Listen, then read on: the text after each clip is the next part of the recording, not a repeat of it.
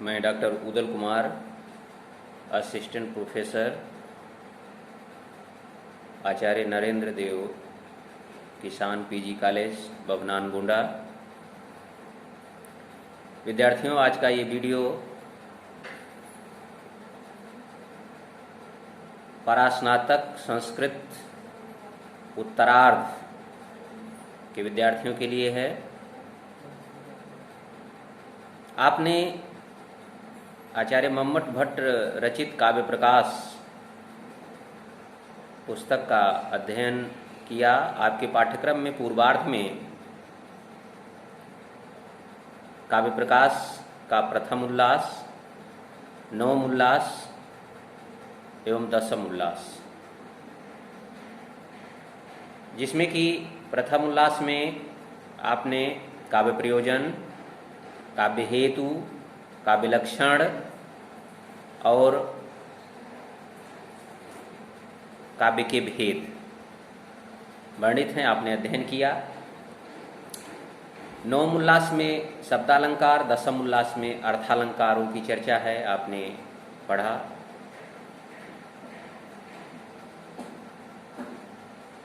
उत्तरार्ध में आपके पाठ्यक्रम में काव्य प्रकाश का द्वितीय उल्लास से लेकर के अष्टम उल्लास तक का अंश निर्धारित है। हम आज यहाँ द्वितीय उल्लास प्रारंभ करने जा रहे हैं।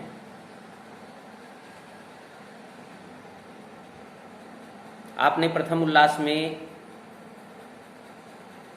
काव्य स्वरूप में जैसा कि देखा, आचार्य मम्मट भट्ट ने काव्य स्वरूप की चर्चा करते हुए एक समन्वयवादी दृष्टिकोण अपनाया और उन्होंने कहा, तददोषौ शब्दार्थौ सगुणौ अनलंकृति पुनः क्वापि। यहां पर शब्दार्थो ये विशेष्य है। इसके विशेषण के रूप में अदोषौ, सगुणौ, अनलंकृति पुनः क्वापि प्रयुक्त हैं। ये शब्दार्थों के विशेषण हैं। आचार्य मम्मट भट्ट ने बतलाया, दोष रहित गुण सहित प्रायः अलंकृत, क्वचित अनलंकृत शब्दार्थ युगल काव्य हैं। तत्पद यहां पर काव्य का बोधक है, माने वह है। तो यहां पर द्वितीय उल्लास, जिसका कि नाम है शब्दार्थ स्वरूप निर्णयात्मकः, उसमें लिख रहे हैं, क्रमेण शब्दार्थयोः स्वरूपम आह। क्रमेण माने उसी क्रम में आगे इस काव्य के स्वरूप में उपस्थित समस्त शब्दों का क्रम से वर्णन करने चल रहे हैं। शब्द और अर्थ सबसे पहले हमारे कान में शब्द पड़ता है, फिर उसके बाद अर्थ की प्रतीति होती है और तत्पश्चात हमको काव्य से आनंद प्राप्त होता है। इसीलिए कहा, क्रमेण शब्दार्थयोः स्वरूपमाह। क्रम से हम शब्द और अर्थ, शब्दार्थयोः, आप सभी जानते हैं षष्ठी द्विवचन का प्रयोग है, शब्दार्थयोः, शब्दार्थौ, शब्दार्थयोः।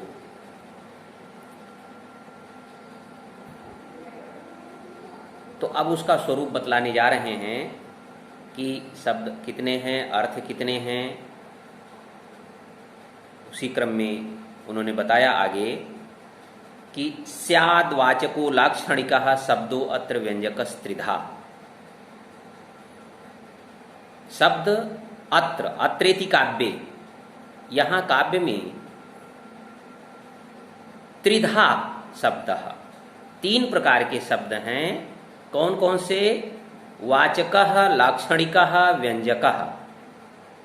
माने वाचक शब्द, लाक्षणिक शब्द और व्यंजक शब्द। इसीलिए कहा अत्रेति काव्य, यहाँ काव्य में ये शाम स्वरूपम बक्ष्यते, हम इनका स्वरूप बतलाने जा रहे हैं। ये शब्द कितने प्रकार के हैं? शब्द 3 प्रकार के।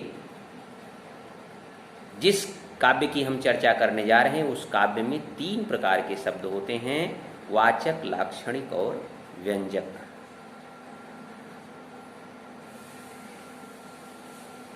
काव्य स्वरूप में उपस्थित समस्त शब्दों में शब्दार्थ विशेष है, उसकी चर्चा यहाँ पर उन्होंने प्रारंभ की।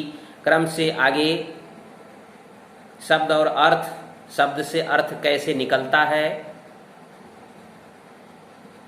शब्द से अर्थ की जो प्रतीति हमको होती है वो किससे होती है, उसके लिए शब्द वृत्तियां, शब्द व्यापार होते हैं। उनका व्याख्यान करने के बाद क्रम से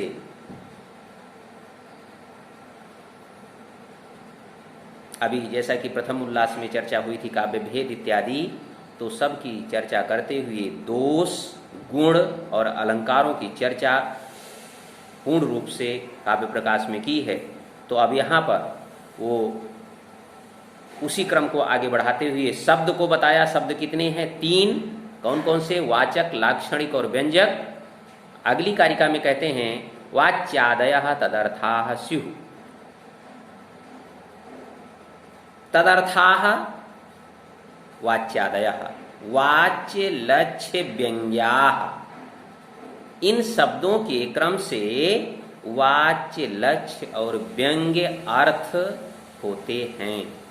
माने वाचक शब्द से वाच्य अर्थ, वाचक शब्द से जो अर्थ निकल रहा है वो वाच्य अर्थ, लाक्षणिक से जो अर्थ निकलेगा लक्ष्य अर्थ, और व्यंजक से जो अर्थ निकलेगा वो व्यंग्य अर्थ कहलाता है।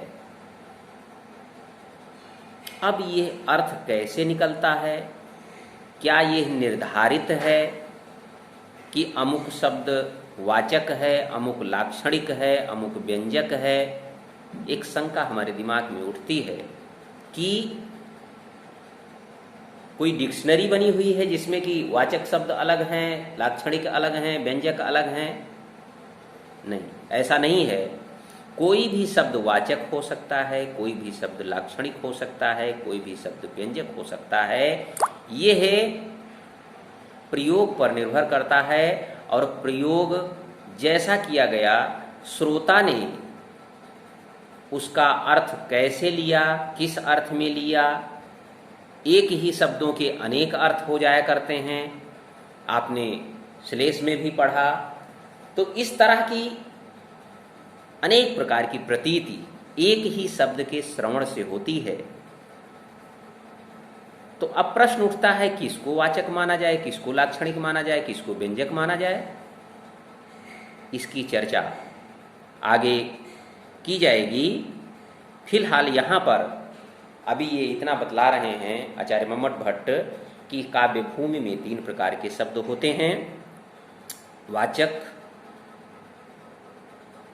अर्थात एक्सप्रेसिव, लक्षक या लाक्षणिक अर्थात इंडिकेटिव, व्यंजक अर्थात सजेस्टिव।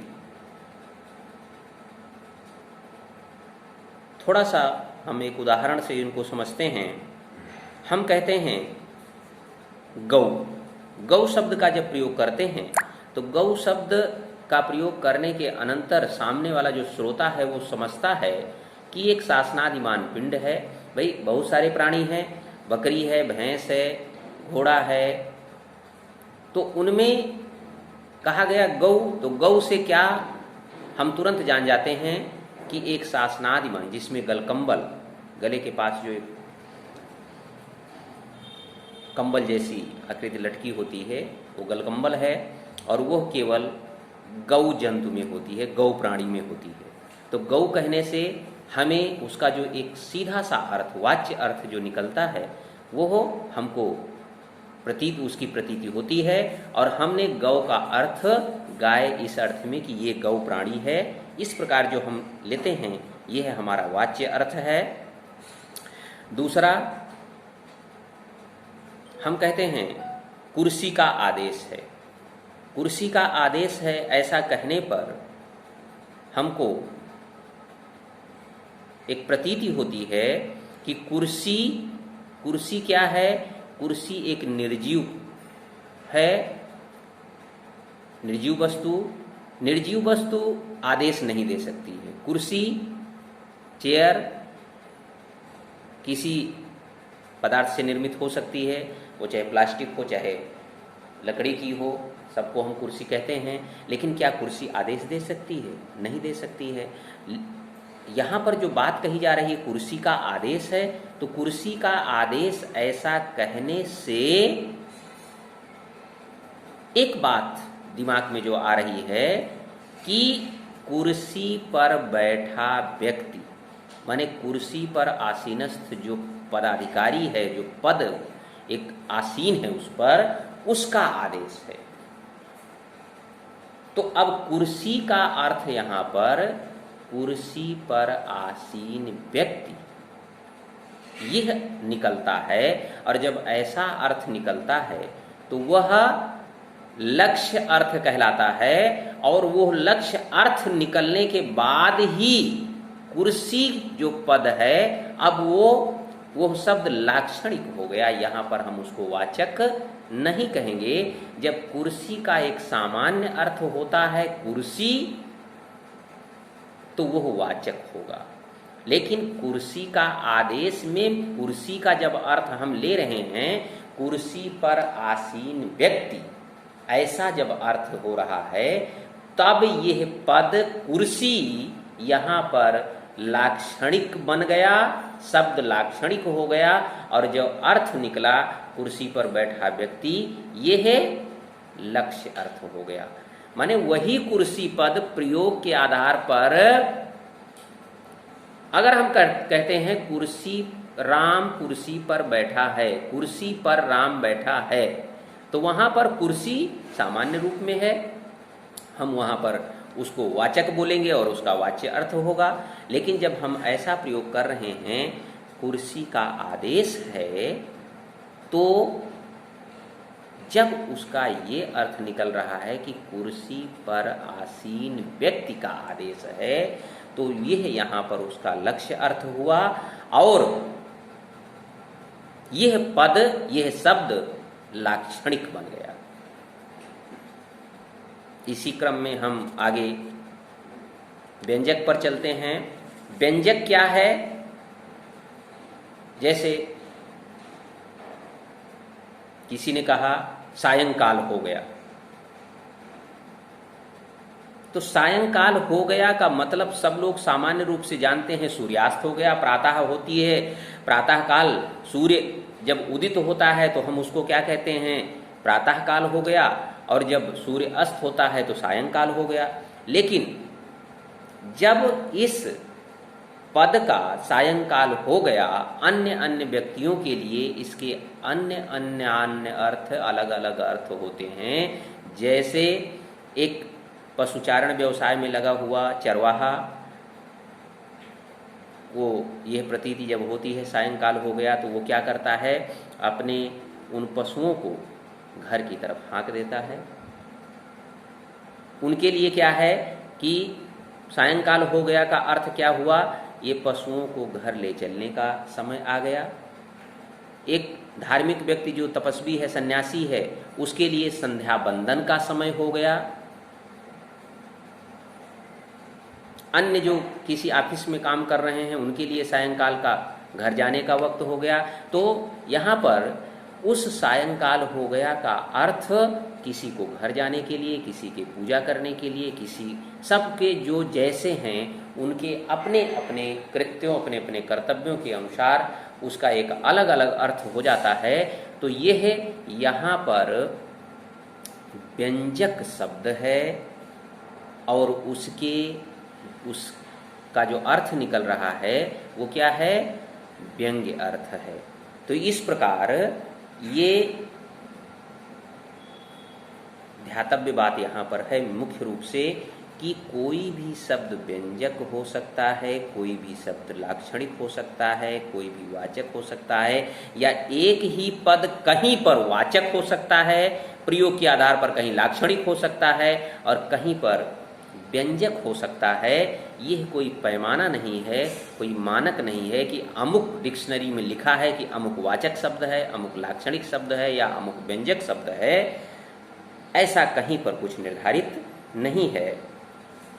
बात आती है कि ये तो चलो ठीक है, 3 शब्द वाचक, लाक्षणिक, व्यंजक, 3 अर्थ वाच्य, लक्ष्य और व्यंग्य, तो 3 शब्दों के 3 अर्थ हो गए। लेकिन अब आगे की जो मेन मुख्य बात आती है कि ये शब्द से अर्थ निकलने की जो प्रक्रिया है यह किस आधार पर होती है। इसके लिए साहित्य शास्त्र में, काव्य शास्त्र में बहुत समय पहले से, ऐसा नहीं है कि आचार्य मम्मट भट्ट ने ही ये विचार किया, इस पर और पहले से भी अन्य अन्य आचार्यों ने इस पर, जैसा कि उद्भट, रुद्रट, राजशेखर इत्यादि ने भी, मीमांसकों ने भी और वैयाकरणों ने भी बहुत सारे मत सबके उपस्थापित हैं। शब्द से अर्थ निकलने की प्रक्रिया जिसे हम शब्द व्यापार कहते हैं, शब्द वृत्ति कहते हैं। तो आगे की चर्चा में ये बात आती है कि शब्द से अर्थ निकलने की प्रक्रिया जिसे हम शब्द वृत्ति या शब्द व्यापार कहते हैं वो कितने हैं,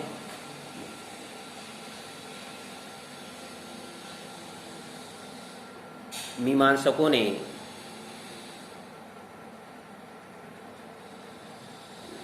बहुत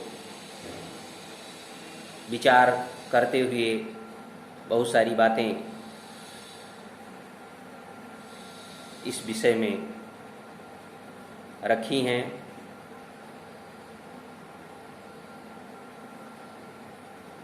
हम आचार्य मम्मट के उस मत की तरफ चल रहे हैं जिसको कि यहाँ पर उन्होंने उपस्थापित किया है। मम्मट की जो अपनी बात कहने की प्रक्रिया है वो इस प्रकार है कि कभी कभी पूर्व पक्ष को लेकर के अपनी बात शुरू करते हैं, पहले पूर्व पक्ष को उपस्थापित करते हैं, फिर उसके बाद वो उसका खंडन करते हुए अपने पक्ष के मंडन में बहुत सारी बातें कहते हैं। तो अब जब शब्द वृत्तियों की तरफ चल रहे हैं तो उन्होंने यहाँ पर मीमांसकों की कुछ बातों को रखा है शब्द वृत्ति से संबंधित। हम अगले वीडियो में उसकी चर्चा करेंगे। अभी यहाँ पर शब्द और अर्थ से संबंधित इस वीडियो को समाप्त कर रहे हैं। अगले वीडियो में हम वृत्तियों के विचार से संबंधित आचार्य मम्मट का पक्ष जो कि उन्होंने मीमांसकों का पक्ष पूर्व पक्ष के रूप में रखा है उसको रखेंगे।